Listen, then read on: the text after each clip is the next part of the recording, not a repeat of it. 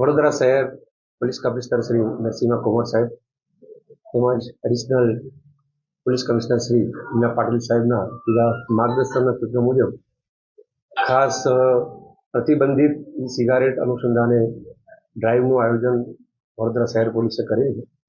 જુદા જુદા પોલીસ સ્ટેશનમાં જુદા જુદા પ્રકારનો જથ્થો હાલ પકડાયેલ છે અને ખાસ ગઈકાલ 15 ડિસેમ્બર 2025ના સાંજના સમયે વડોદરા શહેર એસઓજી પોલીસ પેટ્રોલિંગમાં હતી. એ દરમિયાન એક ચોક્કસ બાતમી મળેલી કે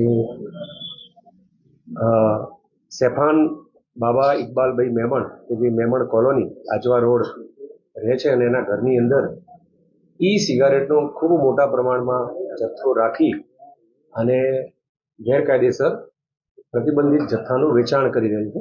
એ બાતમી આધારે વડોદરા શહેર એસઓજી પોલીસે સૂચિત જગ્યાએ રેડ કરેલી અને એમાં આ સેફાન બાબા મેમણ એના ઘરની અંદર આ પ્રતિબંધિત ઈ સિગારેટનો જથ્થો સાથે મળી આવેલો.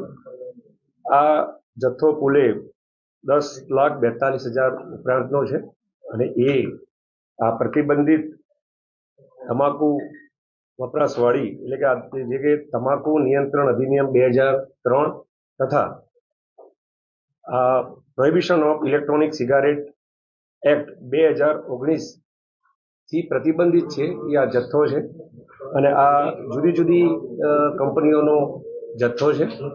હાલ આ આરોપી કોની પાસેથી આ મુદ્દામાલ લાવેલો છે એ વધુ પૂછપરછમાં એસઓજી પોલીસના અન્ય એક નામ ઇબ્રાહીમ હનીફભાઈ બિલ્લાવાલા કે જે પાણીગેટનો રહેવાસી છે તેની પાસેથી જથ્થો લેવાનો હોવાનું પ્રસ્થાપિત થયેલ છે. વધુ તપાસ હાલ ચાલુ છે.